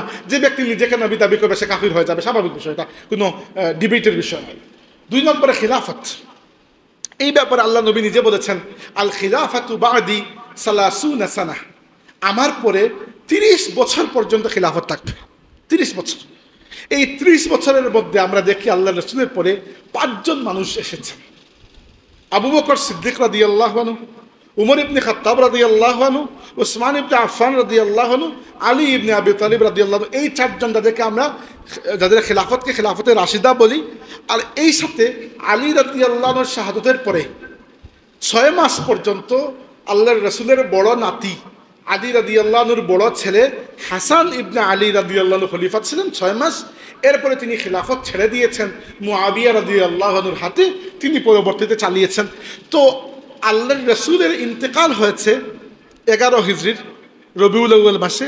আর হাসান রাদিয়াল্লাহু আনহু যখন খেলাফত হাত থেকে ছেড়ে দিয়েছেন তখন ছিল 41 হিজরির রবিউল আউয়াল মাস। তাহলে হাসান রাদিয়াল্লাহু আনহুর ওই 6 মাসকে হিসাব করলে মানুষ ঢুকিয়ে দেন, এই জন্য আলাদা হিসাব করা হয় না। তাই আমরা খলিফায়ে রাশিদ বলতে 4 জনকেই চিনি, আবু বকর, ওমর, ওসমান, আলী। ঠিক আছে, এই 4 জনই। কিন্তু ওই 30 বছর যেটা আল্লাহ নবী বলেছেন সেটা হিসাব করতে হলে হাসান রাদিয়াল্লাহু আনহুর 6 মাসকেও হিসাব করতে হয়। বুঝতে পেরেছেন? তাইলে এই 30 বছর আমরা পেলাম এমন শাসন ব্যবস্থা যেটা আল্লাহর রাসূলের আদর্শের উপর, একেবারে 100% আল্লাহর নবীর আদর্শের উপর প্রতিষ্ঠিত। এরপরে আমরা পেলাম মুলকান আদা, দাঁত দিয়ে কামড় দিয়ে শাসন করা। দাঁত দিয়ে কামড় দিয়ে শাসন করা বুঝেন? মানে শাসক মুসলমান কিন্তু বড় জালিম। সব মুসলমান তো আর আবু বকর, উমর নয়, এটা তো আমরাও জানি। কত শাসক পৃথিবীতে আছেন যারা মুসলমান হলেও কতটুকু জালিম, অনাচারী, দুর্বিচার। তো এই শাসন ব্যবস্থা কারা? এই শাসন ব্যবস্থা হচ্ছে হাসান রাদিয়াল্লাহু খেলাফত ছেড়ে দেওয়ার পরে ক্ষমতা চলে গেল আল্লাহর নবীর সাহাবী হযরত মুআবিয়া রাদিয়াল্লাহু আনহুর হাতে। মুআবিয়া রাদিয়াল্লাহু আনহুর শাসন আমল ভালো ছিল। ইসলামের পক্ষে মুসলিম উম্মতের জন্য অনেক খেদমত, অনেক কাজ তিনি করেছেন। কিন্তু তারপরে মুআবিয়া রাদিয়াল্লাহুর পরে মুআবিয়া রাদিয়াল্লাহু যেভাবেই যে কারণেই হোক না কেন তার পুত্র ইয়াজিদের কাছে ক্ষমতা হস্তান্তর করে দিলেন, আর সেখান থেকে একটা অন্ধকার যাত্রা শুরু হলো। এবার এই জায়গায় যেটা হয়েছে, আল্লাহর রসুলের পরে খলিফা যারা ছিলেন তাদেরকে খেলাফতে অধিষ্ঠিত করা হতো মানুষের রায় নিয়ে, মানে বড় বড় সাহাবীদেরকে রায় নেওয়া হতো যে আপনি কাকে পছন্দ করেন, উমরকে না উসমানকে না আলীকে, কাকে পছন্দ করেন। কিন্তু মুআবিয়া রাদিয়াল্লাহুর পরে বিষয়টা হয়ে গেল বংশানুক্রমিক। রাজার ছেলে রাজা, তার ছেলেও রাজা, বুঝেন না, দুনিয়াতে রাজতন্ত্র চলে না, তো রাজার পুত্র সে যদি গবেট গণ্ড মূর্খ হয় তবুও সে রাজা, কারণ সে রাজার পুত্র। বিষয়টা হয়ে গেল এইরকম। তার মানে মানুষের কাছে কোনো জবাবদিহিতা আর থাকলো না। যখন আপনার জবাবদিহিতা থাকবে না তখন তো আপনি যাচ্ছে তাই করতে পারবেন। বুঝতে পেরেছেন বিষয়টা? এইটাই সমস্যা হলো। মুআবিয়া রাদিয়াল্লাহু আনহু অনেক পাওয়ার ছিল তার, কিন্তু তিনি আল্লাহর রাসূলের সাহাবী ছিলেন, নেক আখলাক ছিল, তাই তিনি উম্মতের পক্ষে কাজ করেছেন। সেম পাওয়ার হাতে পেয়ে ইয়াজিদ করেছে উল্টাটা। কারণ মুআবিয়া রাদিয়াল্লাহু আনহুর মধ্যে যে নেককারি ছিল, যে ঈমান ছিল, যে আমল ছিল, যে আখলাক ছিল, ওইটা ইয়াজিদের মধ্যে ছিল না। বুঝতে পেরেছেন? পাওয়ার কিন্তু ঠিকই ছিল, পাওয়ার মুআবিয়া রাদিয়াল্লাহু আনহুর হাতেও ছিল, পাওয়ার ইয়াজিদের হাতেও ছিল। কিন্তু মুআবিয়া রাদিয়াল্লাহু আনহুর মধ্যে আল্লাহর নবীর সাহাবী হওয়ার কারণে তার অন্তরের যে তাজকিয়া হয়েছিল, তার পরিশুদ্ধিটা, ইয়াজিদের সেটা হয় নাই। কারণ ইয়াজিদ তো সাহাবী না। অনেকেই মনে করে ইয়াজিদ সাহাবীরা, ভুল কথা। রাসূলুল্লাহ সাল্লাল্লাহু আলাইহি ওয়াসাল্লামের ইন্তেকাল হয়েছে 11 হিজরিতে, এটা বারবার বলছি আপনাদের জন্য টাইম লাইন মিলাইতে পারেন। আল্লাহর নবী সাল্লাল্লাহু দুনিয়া থেকে বিদায় নিয়েছেন 11 হিজরিতে, ইয়াজিদের জন্ম হয়েছে 26 হিজরিতে, রাসূলুল্লাহ ইন্তেকালের অনেক পরে। উমর রাদিয়াল্লাহু আনহু খিলাফতকালে সম্ভবত ইয়াজিদের জন্ম হয়েছে, তো ইয়াজিদ সাহাবী নয়। ওটা খুলে দেন। তো যেটা বলছিলাম যে পাওয়ার, উমর রাদিয়াল্লাহুর হাতে তো অনেক পাওয়ার ছিল, এবং আসলেই উমর রাদিয়াল্লাহু আনহু মসজিদে নববী শরীফে বসে এক হাতে দুনিয়া অর্ধেক পৃথিবী শাসন করেছেন। তো সেই অর্ধেক পৃথিবী শাসন করার সময় তিনি এতটুকু কনফিডেন্ট ছিলেন, তিনি নিজে বলতেন, মদিনায় বসে বলতেন যে ইরাকের ফুরাত নদীর কিনারায় যদি একটা কুকুর না খেয়ে মারা যায় তাহলে কিয়ামতের দিন উমর জিম্মাদার হবে আল্লাহর কাছে। মানে আপনার নিজের উপর কতটুকু বিশ্বাস থাকলে আপনি এটা বলতে পারেন। তার মানে আপনি নিশ্চিতভাবে জানেন যে আপনি সুশাসন করছেন, দুঃশাসন করছেন না। এই পাওয়ারটা, একই পাওয়ার ছিল মুআবিয়া রাদিয়াল্লাহুর হাতে। তার সময় উম্মত অনেক এলাকা বিজয় করেছে, আর একই পাওয়ার গেছে যখন ইয়াজিদের হাতে। পাওয়ার খারাপ নয়, মানুষ খারাপ হয়। বুঝতে পেরেছেন? পাওয়ার তো মুআবিয়ার হাতেও ছিল, ইয়াজিদের হাতেও ছিল, কিন্তু মুআবিয়া ইয়াজিদ নন, ইয়াজিদ তার বাপের মতো হতে পারে নাই। এটাই হচ্ছে আসল ফ্যাক্ট। এবার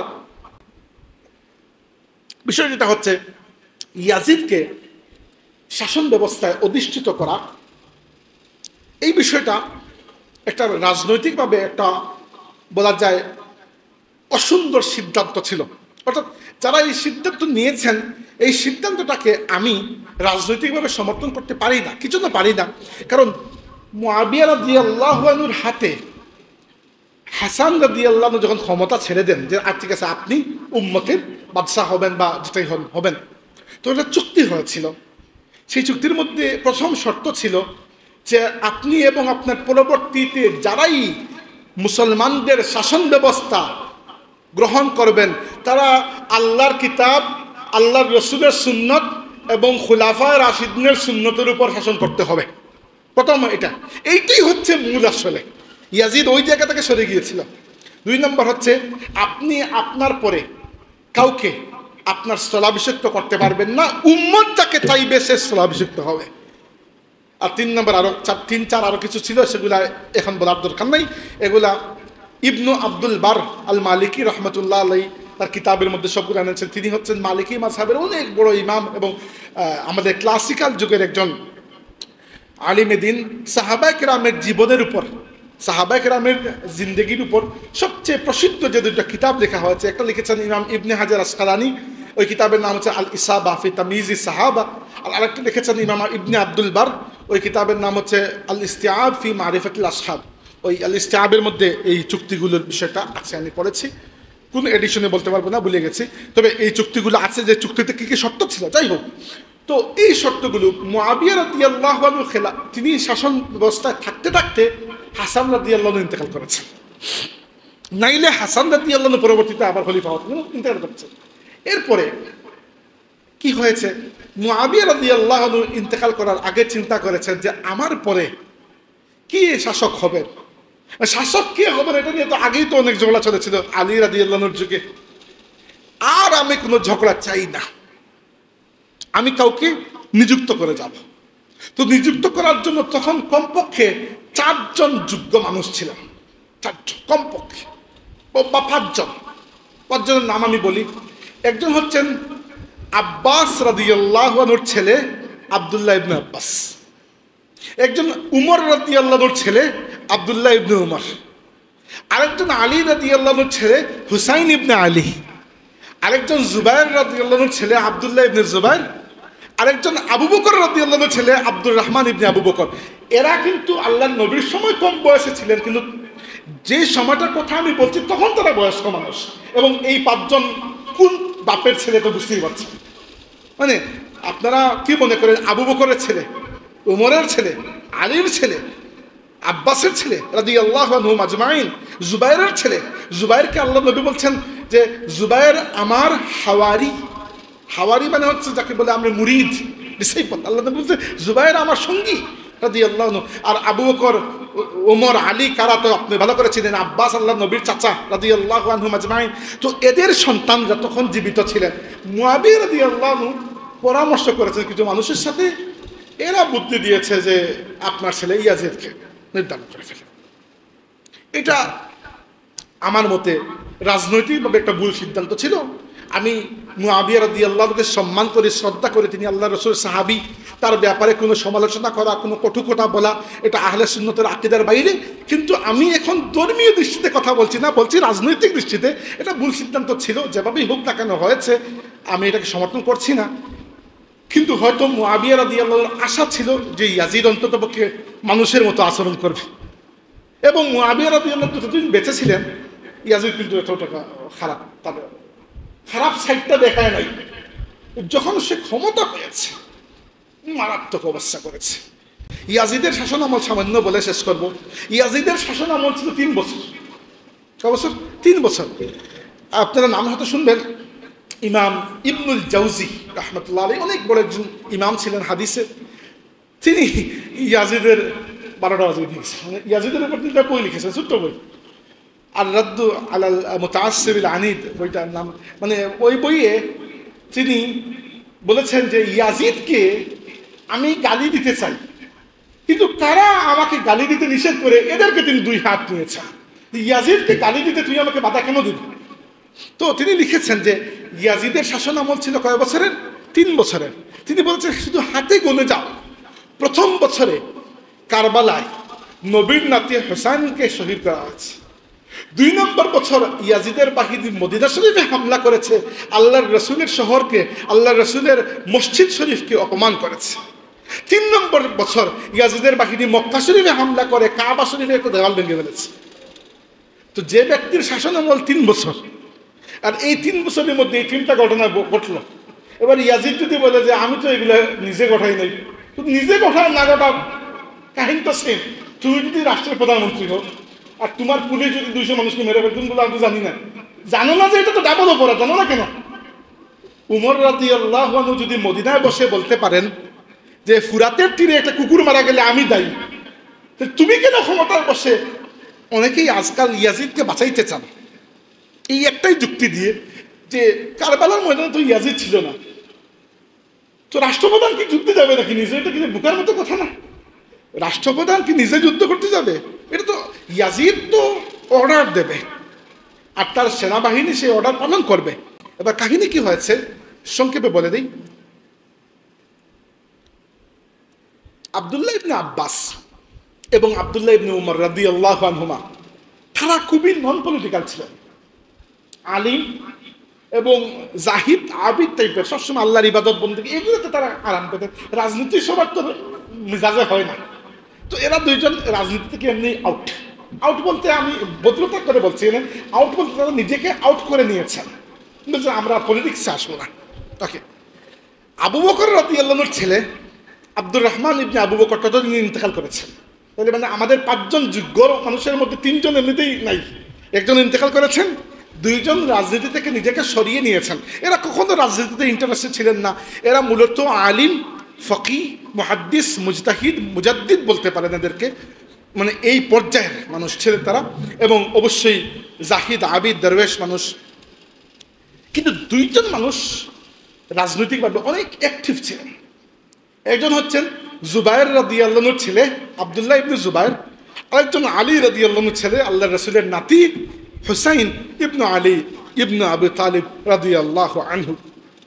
এই 2 জন ইয়াজিদকে শাসক হিসাবে স্বীকার করতে অস্বীকৃতি দিলেন। হুসাইন রাদিয়াল্লাহু ছিলেন মদিনা শরীফে, আর আব্দুল্লাহ ইবনে জুবায়ের ছিলেন মক্কা শরীফে। মুআবিয়া রাদিয়াল্লাহুর সময় এই 5 জন ইয়াজিদকে যখন মুআবিয়া রাদিয়াল্লাহু নিযুক্ত করেছেন, তখন তারা ইয়াজিদকে স্বীকার করেন নাই, আগেও করেন নাই। কিন্তু মুআবিয়া রাদিয়াল্লাহু এদেরকে কোনো জোর জবরদস্তি করেন নাই, কারণ তারা স্বীকার করে নাই বাদ দাও। কিন্তু ইয়াজিদ মুআবিয়া রাদিয়াল্লাহুর মতো নেক দিল ছিল না। ইয়াজিদ বলল যে স্বীকার করবে না, আমি জবরদস্তি স্বীকার করাবো। ইয়াজিদ তার গভর্নরকে মদিনা শরীফে আদেশ করলো, যেভাবেই হোক হুসাইন রাদিয়াল্লাহুর স্বীকৃতি আদায় করতে হবে। অনেকে বলেন যে ইয়াজিদ কেন পাগল হয়ে গেল হুসাইন রাদিয়াল্লাহুর স্বীকৃতি আদায়ের জন্য, হুসাইন স্বীকৃতি দিলে কি না দিলে কি, বাকিটা তো দিয়েছেন। কাহিনী হচ্ছে বাকি সবাই আর হুসাইন কি এক বরাবর, মানে বাকি দুনিয়ার মানুষ যদি ইয়াজিদকে কবুল করে নেয় এক বিষয়, আর আল্লাহর রসুলের নাতি যিনি তিনি কবুল করে নিলে অন্য বিষয়। তার মানে হুসাইন রাদিয়াল্লাহু যদি ইয়াজিদকে কবুল করে নেন, মনে হবে যে আল্লাহর নবীর পুরো পরিবার ইয়াজিদকে স্বীকার করে নিয়েছে। এটা অনেক বড় জিনিস। এই জন্য ইয়াজিদ পাগল হয়ে গিয়েছিল প্রায়, যে হুসাইনের স্বীকৃতি আদায় করতেই হবে। এগুলো আমার একটা লেখা আছে, হাদিসের আলোকে কারবালার প্রেক্ষাপট, 2022 সালের কোন মাসে জানি পরোয়ানায় পুরোটা লেখা ছাপা হয়েছে, লম্বা লেখা। আপনারা ফেসবুকে মাসিক পরোয়ানা লিখে সার্চ দিলে তারা 2-1 দিন আগে ওইটা আপলোড করেছে, আবার আপনারা পড়তে পারেন। আমার পুরো লেখা বিস্তারিত। এছাড়াও আমি এর আগে কারবালা নিয়ে, খেলাফতে কারবালা, আরও কি জানি অনেক কিছু লিখেছি। কারবালা নিয়ে কখনো বয়ান টয়ান করা হয় নাই, কারণ এই সুযোগ হয় না, এত লম্বা খাইনি। কিন্তু আমি আজকে আপনাদেরকে কিছু রাজনৈতিক প্রেক্ষাপটটা বোঝানোর চেষ্টা করছি। আগেরটা আমরা বলেছি, এখন যেটা বলছিলাম ওইটা শেষ কথা, যে ইয়াজিদ কি করলো, মদিনার গভর্নরকে নির্দেশ দিল যেভাবেই হোক বন্দি করা হলো হুসাইনের, এটা আদায় করতে হবে। তখন বাকি যে 2 জন ছিলেন যারা রাজনীতিতে জড়িত নয়, আব্দুল্লাহ ইবনে আব্বাস তিনি চলে গেছেন মক্কা শরীফ, মদিনা শরীফ সব ছেড়ে তায়েফে গিয়ে তিনি ওইখানে ইসলামের দর্শ দিচ্ছেন। তো তিনি এই রাজনৈতিক এলাকা থেকে বাইরে। আব্দুল্লাহ ইবনে উমর রাদিয়াল্লাহু তখন ইয়াজিদ ক্ষমতায় বসার পরে তিনি মদিনা শরীফ থেকে বেরিয়ে মক্কা শরীফে হজ করতে চলে গেছেন। তো তিনি পলিটিক্যাল এই হিসাবের থেকে একটু বাইরে। হুসাইন রাদিয়াল্লাহু আছেন মদিনায়। ইয়াজিদের গভর্নরকে যখন ইয়াজিদ আদেশ দিল যে হুসাইনকে গ্রেফতার করে এনে যদি আমার হাতে বায়াত করাইতে হয়, আমার পক্ষেটাও করাইতে হবে। সেই রাতে হুসাইন রাদিয়াল্লাহু তার পরিবার পরিজন নিয়ে মদিনা শরীফ থেকে মক্কা শরীফে চলে গেলেন। কারণ মক্কা শরীফে তার বন্ধু আব্দুল্লাহ ইবনে জুবায়ের রাদিয়াল্লাহু আছেন, এবং মক্কা শরীফে ওনার অনেক পাওয়ার। উনি চিন্তা করলেন যে আমি মদিনা থাকার চেয়ে মক্কা শরীফে চলে যাই। মক্কা শরীফে উনি চলে গেলেন। তো মক্কা শরীফে যাওয়ার পরে ওখানে দেখা হলো আব্দুল্লাহ ইবনে জুবায়েরের সাথে, ওখানে দেখা হলো আব্দুল্লাহ ইবনে ওমরের সাথে, যারা সাহাবী ছিলেন। এছাড়া হুসাইন রাদিয়াল্লাহুর একজন সৎ ভাই ছিলেন, মানে তাদের বাবা এক, আলী রাদিয়াল্লাহুর পুত্র, কিন্তু মা আলাদা। ওর নাম হচ্ছে মুহাম্মদ ইবনে হানাফিয়া। ওনারা অনেকেই হুসাইন রাদিয়াল্লাহুকে বললেন যে কি করবেন, মানে কি করার আমাদের এখন করণীয় কি, ইয়াজিদ তো ক্ষমতায় বসে গেছে। তখন ইরাকের কুফা থেকে, যেখানে আলী রাদিয়াল্লাহুর রাজধানী ছিল কুফা শহর, সেখান থেকে অনেক মানুষ চিঠিপত্র লিখছিল যে আমরা আপনার বাবা আলী রাদিয়াল্লাহুর মানুষ, আমরা ইয়াজিদকে স্বীকার করবো না খলিফা হিসাবে, আপনি কুফায় আসুন, আপনার নেতৃত্বে আপনার হাতে বায়াত দিয়ে আমরা জিহাদ করবো ইত্যাদি ইত্যাদি। জি আগুইতাম। আচ্ছা, যে বলছিলাম যে হুসাইন রাদিয়াল্লাহু আনহু তাদের কথায় চিন্তা করলে যে আমরা ঠিক আছে কুফার দিকে যাব। কুফার সব মানুষ যে খারাপ তাও না, সব মানুষ যে ভালো তাও না, মিক্স মানুষ। কেউ নেক নিয়তির সাথে বলেছে যে আপনি আসুন, কেউ আবার অন্য কোনো নিয়তে, আল্লাহু আলম, এত মানুষের উপর তো আর আমি রায় দিতে পারি না। কিয়ামতের দিন বোঝা যাবে আল্লাহর কাছে যাওয়ার পরে কার নিয়ত কি ছিল। কিন্তু চিঠিটা এসেছে এটা নিশ্চিত। ওই চিঠি দেখে হুসাইন রাদিয়াল্লাহু আনহু চিন্তা করলেন যে আমরা যাব ইরাকের কুফা শহরে। কিছু কিছু সাহাবী তাকে নিষেধ করলেন, বলে দেখুন হুসাইন, বাদ দেন এই যাওয়াটা। কারণ দেখেন, অনেক মারামারি রাজনীতি নিয়ে আগেও হয়েছে। আপনার বাবার সময়, আলী রাদিয়াল্লাহু আনহুর সময়, আপনার ভাই হাসানকেও বিষ প্রয়োগ করা হয়েছে। কে করেছে না করেছে ওইটা লম্বা কাহিনী, বাদ দেন। তো আপনি আবার গিয়ে ওইসবে পড়বেন, আমরা আপনাকে হারাবো, এটা বাদ দেন। তারা চালাচ্ছে চালাক। কিন্তু এখন দেখেন, যারা বলেছেন তারা কিন্তু হুসাইন রাদিয়াল্লাহু আনহু মায়ায় বলেছেন। কিন্তু হুসাইন রাদিয়াল্লাহু আনহুর চিন্তা ছিল, তিনি মুজাহিদ মানুষ ছিলেন। মুজাহিদ মানুষের চিন্তা হচ্ছে কি যে আমি থাকতে এই অন্যায় আমি হতে দেব না। যারা যে সকল সাহাবীরা হুসাইনকে বলেছেন যে হুসাইন আপনি যাবেন না, বাদ দেন, তারাও নেক দিল মানুষ, তারাও আল্লাহর নবীর নাতির মায়ায় বলেছেন। আর হুসাইন হচ্ছেন তার নানার নাতি, হুসাইন হচ্ছেন আলীর পুত্র, আলী শের খুদার পুত্র রাদিয়াল্লাহু আনহু। তিনি বলেছেন যে না, তার চিন্তা ছিল যে আমার নানার যে আদর্শ, সেই আদর্শকে বাদ দিয়ে আজকে রাজতন্ত্র, রাষ্ট্র ব্যবস্থায় রাজতন্ত্র এবং জুলুমবাজি এক ধরনের রাজতন্ত্র প্রতিষ্ঠা করা হয়েছে। আমি বেঁচে থাকতে এগুলো তাকিয়ে তাকিয়ে দেখবো, এটা হতে পারে না। আমার নানা তো বলে গেছেন অন্যায় দেখলে প্রতিবাদ করতে। তো হুসাইন রাদিয়াল্লাহু আনহুর চিন্তা ছিল একরকম। হুসাইন রাদিয়াল্লাহু আনহু তার চাচাতো ভাই মুসলিম ইবনে আকিল রাদিয়াল্লাহু আনহুকে পাঠিয়েছেন ইরাকের কুফায়, যে দেখো কি অবস্থা। মুসলিম ইবনে আকিল যখন কুফায় গিয়েছেন, তখন ইরাকের কুফা শহরের গভর্নর হচ্ছেন নুমান ইবনে বাশির রাদিয়াল্লাহু আনহু, তিনি আল্লাহর নবীর সাহাবী। ইয়াজিদ যখন দেখলো যে হুসাইন রাদিয়াল্লাহু আনহু চাচাতো ভাই মুসলিম ইবনে আকিল কুফায় এসেছেন, কিন্তু কুফার গভর্নর নুমান ইবনে বাশির তাকে গ্রেফতার করছে না। ইয়াজিদ জিজ্ঞাসা করলো নুমান ইবনে বাশিরকে, মানে ওনাকে গ্রেফতার করছে না কেন? নুমান ইবনে বাশির ছিলেন আল্লাহর নবীর সাহাবী, তিনি আল্লাহর নবীর আহলে বায়তের সাথে কোনো দুর্ব্যবহার করতে পারেন না। এটা বুঝতে পেরে ইয়াজিদ নুমান ইবনে বাশির রাদিয়াল্লাহু আনহুকে বরখাস্ত করে উবাইদুল্লাহ ইবনে জিয়াদ, যার সামনে হুসাইন রাদিয়াল্লাহু মাথা মুবারক নিয়ে হাজির করা হয়েছিল, এই পাপিষ্ট উবাইদুল্লাহ ইবনে জিয়াদকে কুফার গভর্নর বানিয়ে দিল। এইটা ছিল ইয়াজিদের প্রথম অপরাধ। অনেকেই বলেন ইয়াজিদ কারবালা জড়িত নয়, এটা ছিল ইয়াজিদের প্রথম অপরাধ। সে যে জায়গায় হুসাইন রাদিয়াল্লাহু আনহু যাওয়ার পরিকল্পনা করছেন, সেই জায়গায় তার সবচেয়ে জালিম প্রশাসক যে উবাইদুল্লাহ ইবনে জিয়াদ, তাকে পাঠিয়ে দিল।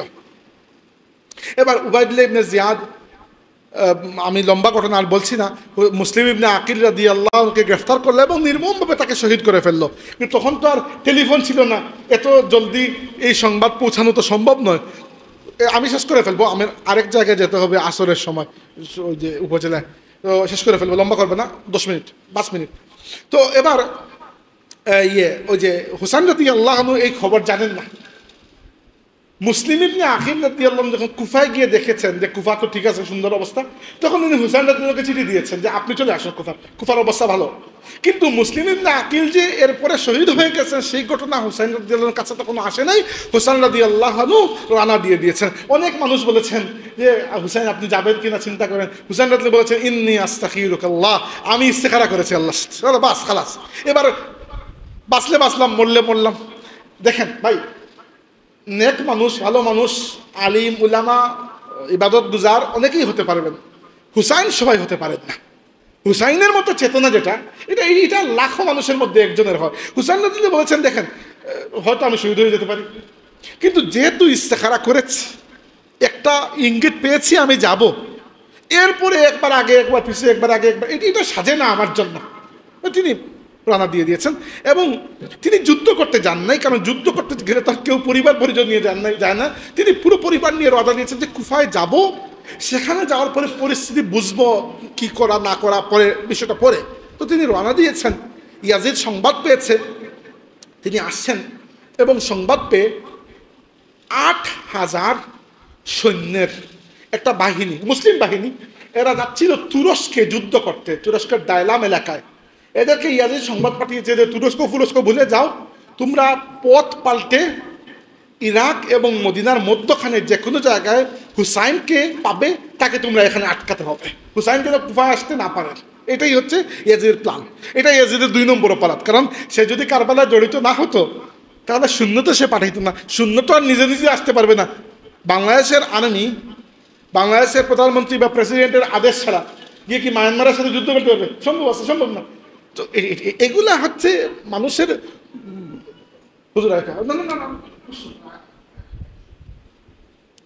তো এটা হচ্ছে বুকার মতো কথা যে জড়িত না।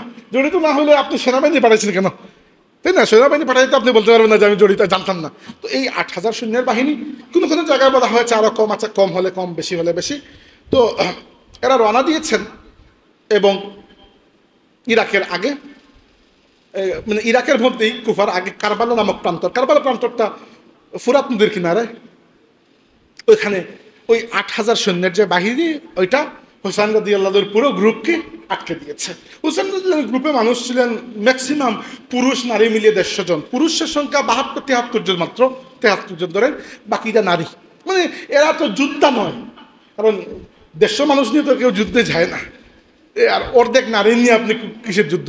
হুসাইন রাদিয়াল্লাহু অ্যাকচুয়ালি যুদ্ধের নিয়তে যাচ্ছিলেন না, তিনি যাচ্ছিলেন কুফা, ঠিক আছে, কিন্তু এটা যুদ্ধের জন্য যান নাই। যাই হোক, তো এই 8,000 যে বাহিনী, এই বাহিনীর প্রধান ছিল ওমর ইবনে সাদ বা আমর ইবনে সাদ, তার নাম ছিল। তো যাই হোক, এবার দেখেন একটা চেইন তৈরি হলো পরিকল্পনার। একদিকে হুসাইন রাদিয়াল্লাহু আনহু প্রায় নিরস্ত্র বলা যায়, এবং তিনি ইয়াজিদকে শিকার সমর্থন করেন নাই, বায়াত দেন নাই। বায়াত কেন দেন নাই আগে আমি আপনাদেরকে তখন বলেছি। কিন্তু তিনি আবার যুদ্ধের নিয়তেও যাচ্ছিলেন না, তিনি যাচ্ছিলেন যে কুফার মানুষ তাকে দাওয়াত দিয়েছে, সেখানে যাওয়ার পরে পরিস্থিতি বুঝবো কি অবস্থা না অবস্থা ইত্যাদি। আর ওইদিকে 8,000 সৈন্যের একটা বিশাল বাহিনী।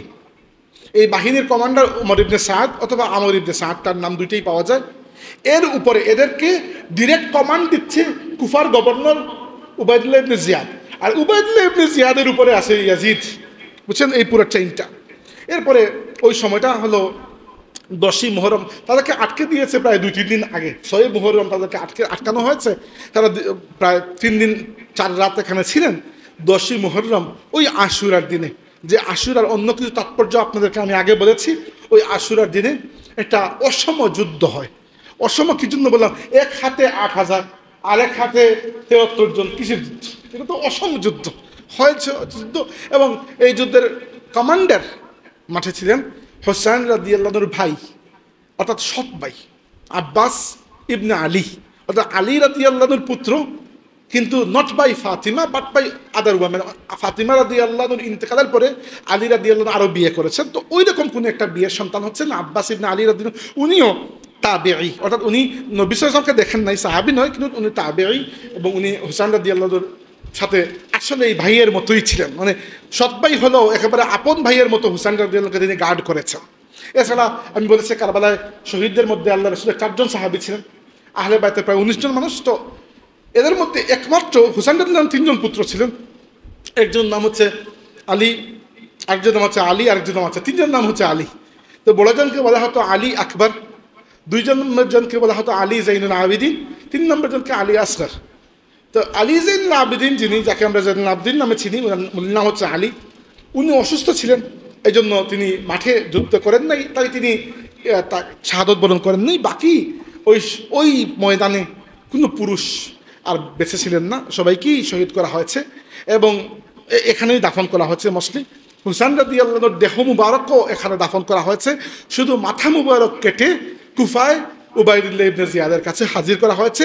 যে কথাটা আমি সহিহ বুখারী থেকে বললাম, আনাস রাদিয়াল্লাহু, যারা প্রথম থেকে কথাগুলো শুনছেন, আনাস রাদিয়াল্লাহু যে বললেন এই যে এই একটা করে প্লেটে করে হুসাইন রাদিয়াল্লাহুর কাটা মাথা উবাইদুল্লাহ ইবনে জিয়াদের সামনে হাজির করা হয়েছে, এটা ওই 10 মুহররমের কারবালার ঘটনার পরে, ঠিক পরে, পরের দিন বা ওই দিনই রাতে। তো এই ঘটনা একেবারে অপরিচিত নয়।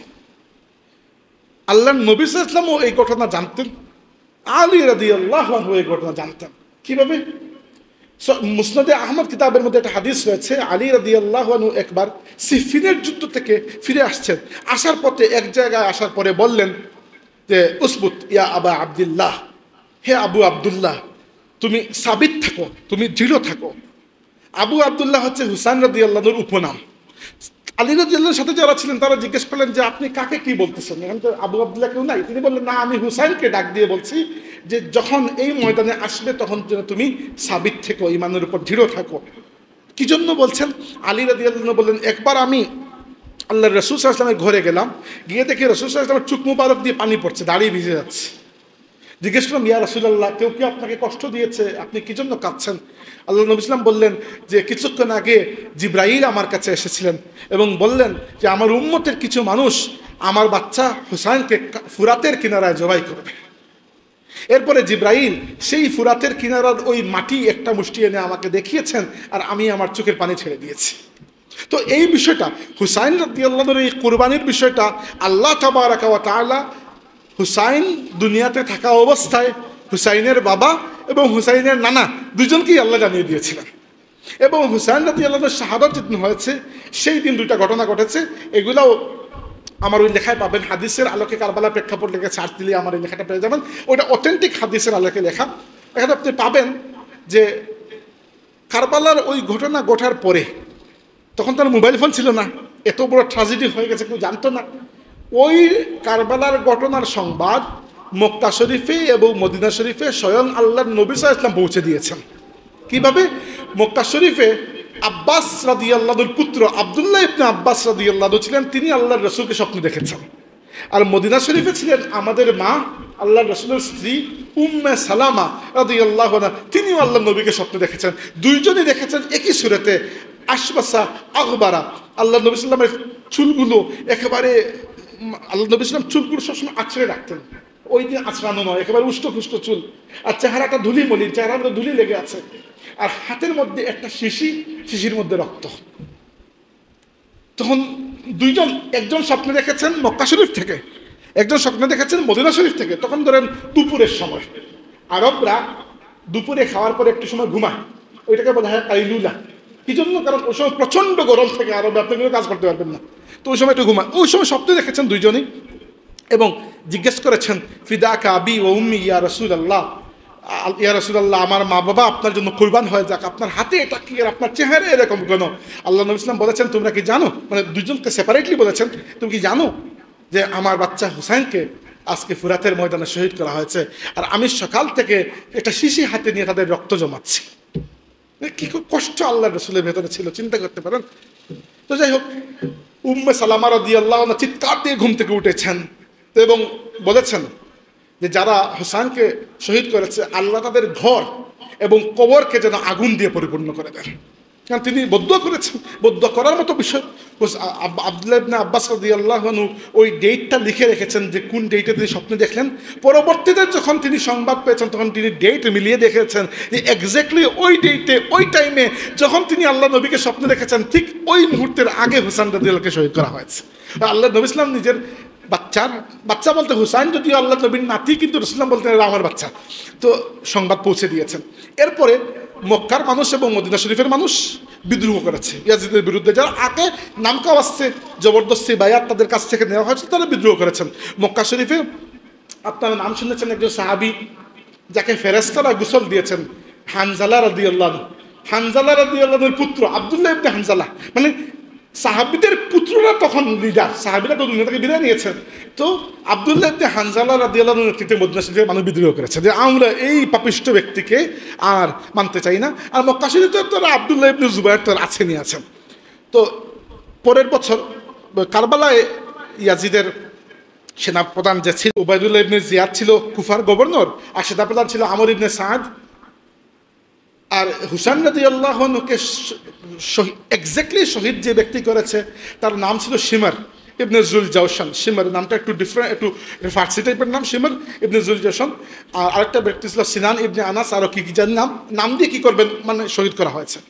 এরপরে হুসাইন রাদিয়াল্লাহু আনহু পুরো পরিবারকে বন্দি করে নিয়ে যাওয়া হয়েছে প্রথমে উবাইদুল্লাহ ইবনে জিয়াদের কাছে কুফা, আর এখান থেকে নিয়ে যাওয়া হয়েছে দামেস্কে, ইয়াজিদের রাজধানীতে। কয়েকদিন তারা ওইখানে বন্দী অবস্থায় ছিলেন। এরপরে ইয়াজিদ তাদেরকে মদিনা শরীফে পাঠিয়ে দিয়েছে, মানে আর কাউকে শহীদ করে নাই, এটাকে পাঠিয়ে দিয়েছে। আর মদিনা শরীফের মানুষ যখন ইয়াজিদের বিরুদ্ধে বিদ্রোহ করেছেন, ইয়াজিদ তার আরেকটা সেনাবাহিনীর প্রধান মুসলিম ইবনে উকবা একে পাঠিয়েছে মদিনা শরীফে হামলা করার জন্য, এবং 3 দিনের জন্য ইয়াজিদ ঘোষণা দিয়েছে যে মদিনা শরীফ যে হারাম শরীফ ওইটাকে আমি খুলে দিলাম, মদিনা এখন থেকে হালাল, তোমরা যা ইচ্ছা করতে পারো। নাউজুবিল্লাহ। না, আল্লাহর রসুল যেটাকে হারাম ঘোষণা করেছেন ইয়াজিদ সেটাকে হালাল করে দিয়েছে। 3 দিন পর্যন্ত মদিনা শরীফে, প্রথমে মদিনার মানুষ যখন ইয়াজিদের বাহিনীকে আটকাতে চেয়েছে মদিনার টাউনের ঠিক বাইরে, ওইখানে একটা যুদ্ধ হয়েছে, ওইটার নাম হচ্ছে হাররা। ওই এলাকাটার নাম হাররা, তো এটাকে বলা হয় মারেকাতুল হাররা বা হাররার দুর্ঘটনা। মদিনার মানুষ তো আর অস্ত্র নিয়ে আসেন নাই, সাধারণ মানুষ আপনারা আমার মতো। ইয়াজিদের বাহিনী তো সেনাবাহিনীর সাথে সাধারণ মানুষ কতক্ষণ যুদ্ধ করবে? তো মদিনার মানুষ শহীদ হয়েছেন এখানে। এরপরে ইয়াজিদের বাহিনী 3 দিন পর্যন্ত মদিনায় লুটতরাজ, অগ্নিসংযোগ এবং সাহাবিদের কিছু কিছু কন্যাদেরকে নাউজুবিল্লাহ এদের সম্ভ্রমহানিও করেছে। সাহাবি নাম শুনেছেন আপনারা, আবু সাঈদ খুদরি রাদিয়াল্লাহু আনহু। ইয়াজিদের বাহিনী তাকে দাড়িতে ধরে গালের মধ্যে থাপ্পড় দিয়েছে। একজন বৃদ্ধ সাহাবি, আল্লাহর নবীর সাহাবি, একজন বিখ্যাত আলিম ছিলেন মদিনায়, সাঈদ ইবনুল মুসাইয়িব রাদিয়াল্লাহু আনহু।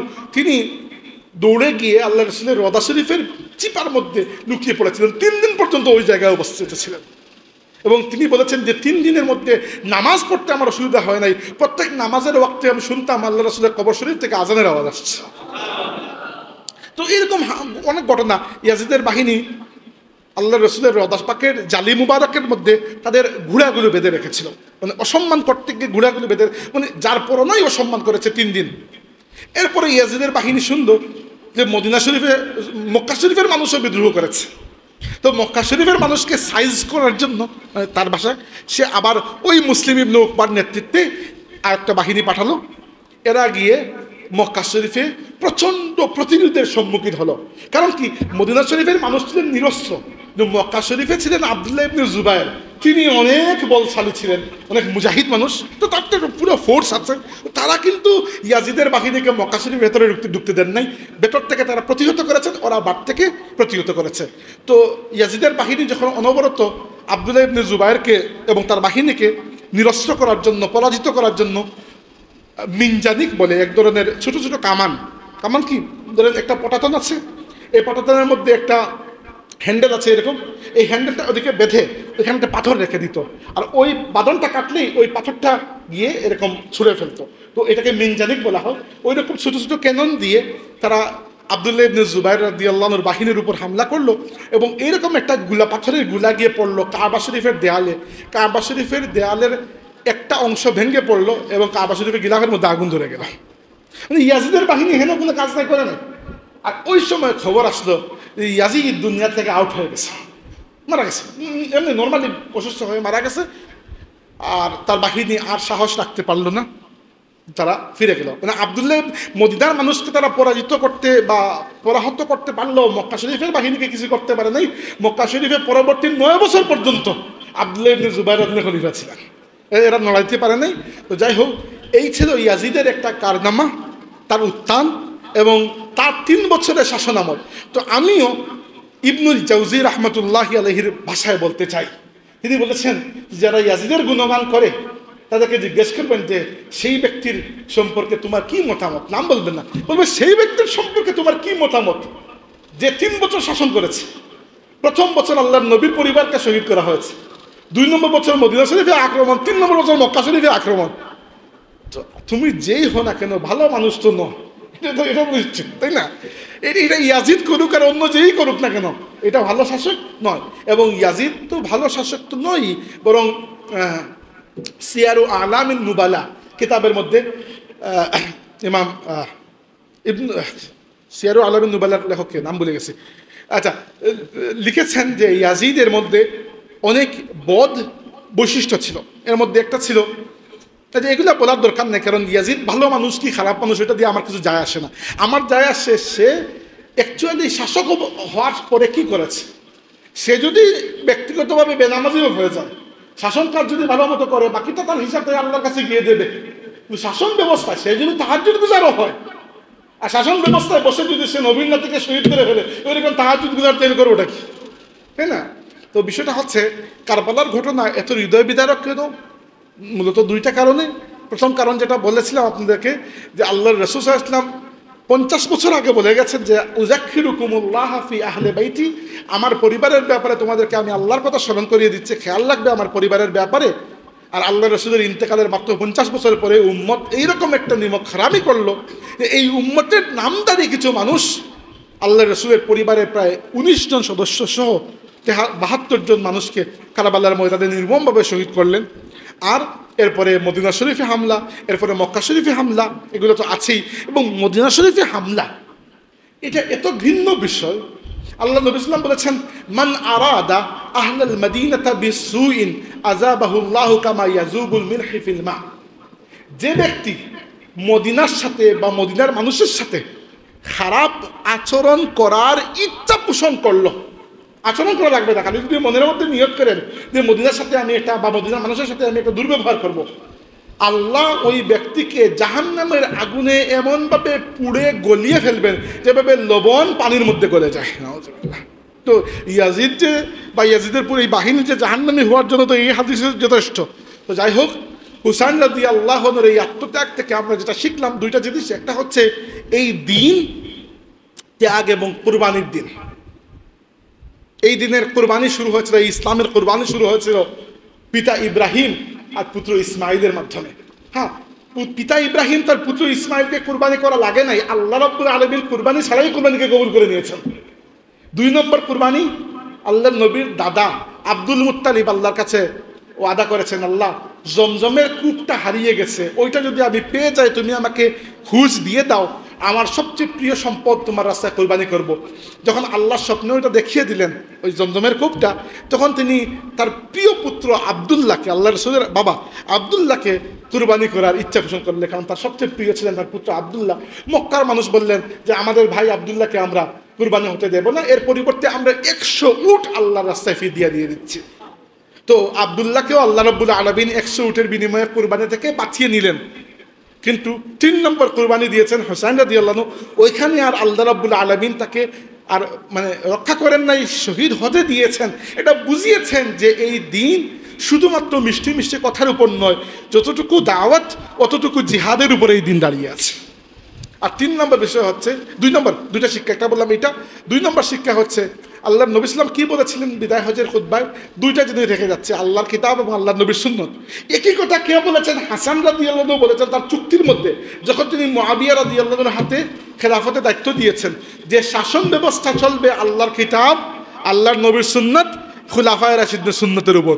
যদি মুআবিয়া রাদিয়াল্লাহু আনহু যেভাবে এই কথাগুলো মেনেছেন, ইয়াজিদও সেভাবে মানতো, তাহলে আর কারবালা হওয়া লাগতো না। That's the point. Power is not bad. মানে ক্ষমতা নিজে থেকে খারাপ নয়। ক্ষমতা তো উমর রাদিয়াল্লাহু আনহুর হাতেও তো ছিল, বারবার বলতেছি, ক্ষমতা তো মুআবিয়া রাদিয়াল্লাহু আনহুর হাতেও তো ছিল। এগুলা খরচ হয়েছে উম্মতের কল্যাণে। একই ক্ষমতা যখন ইয়াজিদের হাতে গিয়েছে, ওই ক্ষমতা ব্যবহার হয়েছে উম্মতের অকল্যাণে। ওই ক্ষমতা যখন আব্বাসী খলিফা আল মামুনের হাতে গিয়েছে, ওইটা ব্যবহার হয়েছে উম্মতের অকল্যাণে। খলিফা আল মামুন মুতাজিলা হয়ে গিয়েছিল এবং আহমদ ইবনে হাম্বল রাহমাতুল্লাহর প্রতিবাদ করার কারণে আহমদ ইবনে হাম্বলকে তারা এই পরিমাণ জুলুম করেছে যে জুলুম বয়ান করার মতো নয়। আবার মামুনের পিতা হারুনুর রশিদ, নাম শুনেছেন আপনার? আব্বাসী খলিফা হারুনুর রশিদ অত্যন্ত নেক পরহেজগার ভালো মানুষ ছিলেন।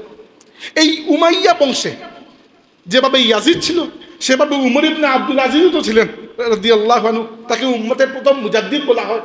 তো ক্ষমতা খারাপ নয়, এই ক্ষমতাটাকে কিভাবে ব্যবহার করা হচ্ছে সেটা খারাপ। এই উম্মতের দায়িত্ব হচ্ছে হুসাইনের চেতনাকে জীবিত রাখা। আর হুসাইনের চেতনা হচ্ছে যেখানে অন্যায় দেখবেন সেখানে প্রতিবাদ করা। সুযোগ হলে আপনার হাত দিয়ে, না হলে আপনার জবান দিয়ে, না হলে আপনার অন্তর দিয়ে কমসে কম অন্যায়কে প্রতিবাদ করা। আল্লাহ রাব্বুল আলামিন হুসাইন রাদিয়াল্লাহু আনহু এই চেতনাকে আমাদের মধ্যে জাগরুক রাখুক। আমরা বলি আমিন। ওয়া আখিরু দাওয়ানা আলহামদুলিল্লাহি রাব্বিল আলামিন। ولقد يسرنا القرآن للذكر فهل من مدكر